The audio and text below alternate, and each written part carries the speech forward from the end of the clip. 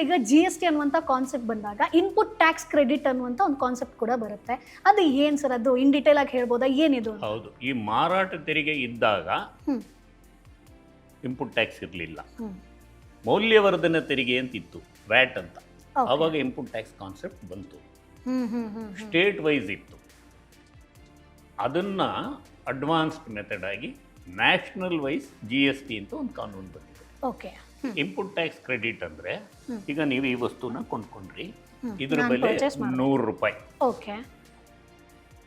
ಗ್ರಾಹಕರಾಗಿ ಕೊಂಡ್ಕೊಂಡ್ರೆ ಇದ್ರ ತೆರಿಗೆ ನೀವೇ ಭರಿಸ್ಬೇಕು, 110 ರೂಪಾಯಿ. ಆದರೆ ಮರು ಮಾರಾಟಗಾರನಾಗಿ ನಾನು ಈ ಥರ ವಸ್ತು ತಗೊಂಡಾಗ ನಾನು ಕಟ್ಟಿರೋ ತೆರಿಗೆ ನನಗೆ ಸರ್ಕಾರಕ್ಕೆ ನನ್ನ ಸರಬರಾಜುದಾರನ ಮೂಲಕ ನಾನು 10 ರೂಪಾಯಿ ಕಟ್ಟಿರೋ ತೆರಿಗೆ. ಓಕೆ.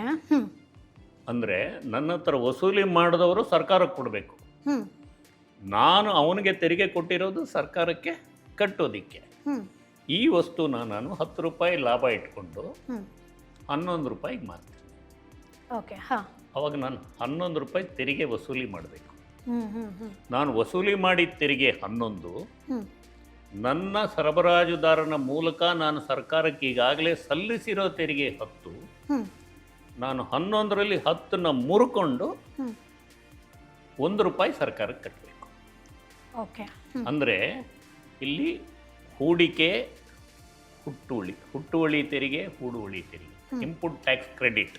ಅಂದರೆ ನಾನು ಕಟ್ಟಿದ್ದೀನಿ, ಸಪೋಸ್ ನಾನು ಈ ಥರ ವಸ್ತು ತಗೊಂಡು ಮಾರಲೇ ಇಲ್ಲ, ಕ್ರೆಡಿಟ್ ನನ್ನ ಹತ್ರ ಇರುತ್ತೆ. ಅಂದರೆ ನನ್ನ ಒಟ್ಟಾರೆ ಈ ವರ್ಷದ 10% ಪರ್ಚೇಸು, 10% ಇಲ್ಲ, ಕ್ಯಾಲ್ಕುಲೇಷನ್ಗೆ ಹೇಳ್ತಾ ಇದ್ದೀನಿ, 10% ಪರ್ಚೇಸು 1 ಲಕ್ಷ ರೂಪಾಯಿ ಅಂದರೆ 10,000 ರೂಪಾಯಿ ತೆರಿಗೆ ಕಟ್ಟಿದ್ದೀನಿ, ನನಗೆ ಸೇಲ್ ಆಗಿಲ್ಲ. ಅಂದರೆ ಆ ತೆರಿಗೆ ನನ್ನ ಅಕೌಂಟಲ್ಲಿ ಇನ್ಪುಟ್ ಕ್ರೆಡಿಟ್ ಆಗೇ ಇರುತ್ತೆ. ಮುಂದಿನ ತಿಂಗಳು ಅದನ್ನು ಸೇಲ್ ಮಾಡಿದಾಗ ಇದನ್ನು ಮುರ್ಕೊಂಡು ಕಟ್ಬೋದು. Boss Vala, B the boss.